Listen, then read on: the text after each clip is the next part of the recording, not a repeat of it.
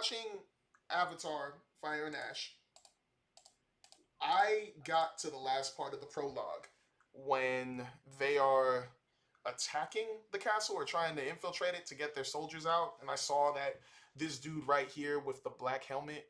Where is that? That's a cool shot right here, by the way, too. That is insane, giving me 300 vibes. But this helmet right here, I know over the going back home for Christmas, doing my thing, seen some Twitter stuff, seen a lot of it, especially after the prologue of people talking mess about the designs of the helmets and all that. I get it. I understand. Back then, Romans or whatever they're at right now probably didn't dress like this accurately. Like this isn't probably historically accurate. But let me remind you, the Odyssey is literally mythology. It's not real. It's fiction. So what does it matter? What does it matter? This is the coolest helmet I've ever seen. Like there are so many times I've seen different types of helmets for different types of people. There's been so many cool helmets, but this one right here, Brody's got a spine on the back of his helmet, a gold spine. Well, actually, is it gold? Is that a gold spine? That's a gold spine, my boy. A gold spine. How much of a flex that is? I remember watching the prologue and seeing him come out looking like Batman from stinking Batman versus Superman, and then all these soldiers come out. And he just turns his head a little bit, and I see that little trace of gold on the back of him, and it looks like a bone. And I was like, instantly, that's a spine on the back of his head. That is crazy, bro. That is a crazy flex, and I love it. I don't care. I don't care if it's historically accurate or not. That is cool, and it needs to stay. But obviously, Christopher Nolan isn't going to do anything. He's not going to touch it. That is so cool, though. That's such a cool helmet. The front of it, too. Who is this? Who is in this suit? I don't know who that is. But this is such a cool helmet. I'm surprised that, because usually, don't the helmets kind of get a little close to your face? I'm not against it. I still think it's cool. And I also always love this, the whole little gold lion doubloon, or what do they say in Percy Jackson? Drachmas? I don't know, whatever those are. Those are tough on the cape. Thought that was cool. First time I saw this image, I thought it was Percy Jackson. Everybody looked at me like it was crazy. I was like, I thought it was Percy Jackson. I'm gonna be for real. I haven't even seen the new series yet, but this, I already know. This movie, give Christopher Nolan Best Picture already. Best Picture 2027. Give it to him already. What movie is going to compete with this movie? Like, let's be for real. Like, I know it's already still far away, but let's be for real. What movie is competing with the Odyssey? What movie is doing it? Because this, it's not even just Christopher Nolan directing this and giving us these crazy good shots. It's the fact that it's Matt Damon, Lupita Nyong'o, Anne Hathaway, Tom Holland, John Bernthal, Robert Pattinson. I already said Matt Damon, but there are so many actors in this movie that, like, if any other director were to get it, I know it's Christopher Nolan, so Christopher Nolan can get anybody. It's like, it's a dream for any actor to be in a Christopher Nolan movie. But the fact that Christopher Nolan said, you know what? Let me have everyone. He literally has everyone in this movie. I don't even know the smallest part in this movie. I can't even tell you what the smallest part in this movie is. It's not Tom Holland's, obviously. By the way, Tom Holland about to go on a crazy run. I mean, he's been on a crazy run, but the fact that he's going from the Odyssey, the Spider-Man Brand New Day, to Avengers Secret Wars, or Doomsday. There's another movie he's doing, but, bro, him and Zendaya's in this movie? Zendaya? Like, what type of set list is this, bro? Let's get into more of these shots. This is a beautiful shot. And this is probably a real shot, knowing Christopher Nolan. If it's green screen, I won't even be mad, but he makes green screen look good. Holy crap, that is a good shot. Holy crap. Tom Holland, Mr. Spider-Man himself. He looked like he's been working out. He low-key looks like he's really been working out. He still kind of looks like a kid, but I mean, that's the point. But, you know, he looks a little bit more grown now. But this right here, try to remember the movie that Tom Holland did before that everybody was saying, like, this is, I mean, the devil all the time or something like that. I forgot what it was. It was a movie that came out on Netflix. I really liked it. Robert Pattinson played a pastor who was very, I'm not going to say super corrupt. He was just very sinful. Like, obviously, we're all sinful, but that pastor was in that movie was very sinful. But, you know, Tom Holland in that movie, I liked it. I was kind of shook that it didn't really get a nomination or anything. I liked it, but I said that was probably gonna be a breakout for him from Spider-Man, but this is probably gonna be it. Same with I can't say Uncharted. That's a neck. I like the Uncharted movie though, but I'm glad he's in the Christopher Nolan movie, bro. When I heard that he was gonna be the main character at first, and then it was going between him and Matt Damon, and then you find out it's the Odyssey, I was like, okay, all right. So Tom Holland's playing his son, Matt Damon's son. Got it. But I don't know, man. I'm excited for him. I'm excited for Anne Hathaway too. Welcome back to a Christopher Nolan movie. She's been in Interstellar, The Dark Knight Rises. I could have sworn she was in another, like a smaller role. Anne Hathaway's always good in any movie she's in, bro. And she's so pretty. Look at her hair. Look at the jewelry. I wonder, she must be playing the wife of Matt Damon, Odysseus, the wife of Odysseus. I don't know. I'm gonna catch up. I'm gonna learn the story of the Odyssey before or low key, I might not even do it. I might just watch the movie first and then listen to the whole Odyssey thing. I might. I'm getting a little tired of reading before. Like I kind of want to watch the movie and then read after and know the story of the Odyssey after and see if it was like, oh, he got an on point or not. But from what I'm hearing, this is like a passion project for Christopher Nolan. Well, that's a rumor I heard. This is a nice shot right here. Let me get that frame up. I remember seeing those videos of people like who were living in this area.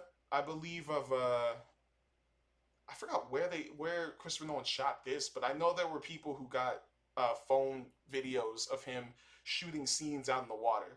But this is just unbelievable, man. This is unbelievable. And the fact that these are real, this isn't like CGI, VFX, anything. These are real shots of people on these boats just sailing. Or maybe it's like remote controlled underneath, like, you know, one of those ships in Disneyland or something like that. That's another good shot. Oh my gosh. And then they're lifting up. Is that the Trojan horse? No, it's not. Maybe. I don't know. But that is a tough shot. All these people. And I guarantee you, well, maybe this part over here is green screen. Maybe like through here and then up. But if it's not, I'm not going to be surprised because that's just what Christopher Nolan does. I want to say he's the king of cinematography, but then we have Zack Snyder, and then we have who else is a good who else is a good director who's had really good cinematography? Maybe Transformers, Michael Bay. Denis Villeneuve. I hope I said his name right. He has really incredible cinematography. Dune is unbelievable. Like, this is a nice shot here. I always love it. I don't know what to call this. There's so many times I've seen in like Christopher Nolan movies, they have these like super dark like shots, like where it's really dark and then there's some light somewhere. But then like the light on all the other characters looks so good. Like it looks very, I don't want to say real. It just looks, you can tell the emotion just based off the color of the mood and stuff on what the color's showing you. Like, and I like that. Like, it's super intense. Like, that's kind of what Christopher Nolan movies are. Very intense, very serious, very, it'd be a funny day if Christopher Nolan just came out knowing he's like, I want to direct a rom-com. Like, everybody just be like, what type of rom-com, bro? Like, I know the next thing he said he wanted to do a horror movie. I'll watch it because it's Christopher Nolan, but imagine Christopher Nolan doing a rom-com. Like, imagine him doing a scene in a restaurant, and it's just like this color grading right here. Just this. And they're both having the most serious conversation. I'm gonna give you babies. No, you're not. What type of babies? I don't know. We're gonna have babies. And it's just like this crazy conversation. Or maybe it's just like extra footage of Batman and Catwoman talking. But either way, I love it when it does stuff like that. And then look, go more into the scene. Looking around, same type of color grade. It just looks nice. He knows where to put that type of thing. And then this is where they're meeting the Cyclops, I believe. Go into the cave, and then I kept hearing there was like a Cyclops that they had. That's another crazy thing. People were saying this is the first time Christopher Nolan's doing fiction or like fantastical. I don't know what to say. Like just not as real, because you know a lot of his other movies he tried to get a real note with. But if we're being real, I haven't seen Insomnia yet, so I don't know. But I mean, The Prestige was pretty fantastical or fantasy. Tenet is pretty much fantasy. Inception is fantasy. The only real movies he's done that aren't is Dunkirk, the Dark Knight trilogy, and what's the other movie? He did something else. Or my bad. Yeah, it's Dunkirk. But I think most of his movies are pretty much fiction and fantasy because I mean, time travel isn't real. So yeah, I'm not kind of not shook Like when people were saying like, oh, he's using the Cyclops, I was like that's crazy. I was like, oh, I mean, if it is in the Odyssey, why not? But I think it was more funny that people were like, oh, he actually cast a person that looks like a Cyclops and is the height of a Cyclops. That'd be funny. Another good shot here. Mm. I was curious about this scene. I was like, what is this? It's like a zombie gladiator or something? That's crazy. And he's taller than him. We're about to see crazy like one-on-ones in this fight, man. Yeah, these are like zombie gladiators, man. I don't know. That's the best. Once again, I haven't read the Odyssey, so I don't know what's going on here. But this is tough. Kind of like the helmet too. Looks like an old helmet. But these definitely got to be like fallen brothers and sisters or something like that. Like this is coming out in the summer, man. What is Comic Con gonna be like, man? Another good shot here. I mean, I could just say the whole movie's a good shot, bro. But that's why I keep asking myself, what is going to beat this movie? There's going to be so many movies coming out next year, and I'm like, none of them can compete with this movie. I'm sorry. Like, I like superhero movies, but none of them can compete with this. None of them. Spider-Man Brand New Day couldn't compete with this. Avengers Doomsday couldn't compete with this. Like, I love the Russo Bros, but it can't compete with this. I'm trying to see what movies are coming out that I had on my, like, top most anticipated for 2026. Let me see. 2026. So Michael, it's not competing with the Odyssey. Super Mario Galaxy is going to be a fun movie, but it's not competing with the Odyssey. Devil Wears Prada 2, nope. Toy Story 5, nope. Avengers Doomsday, nope. Spider-Man Brand New Day, nope. Project Hail Mary, nope. Doom Part 3.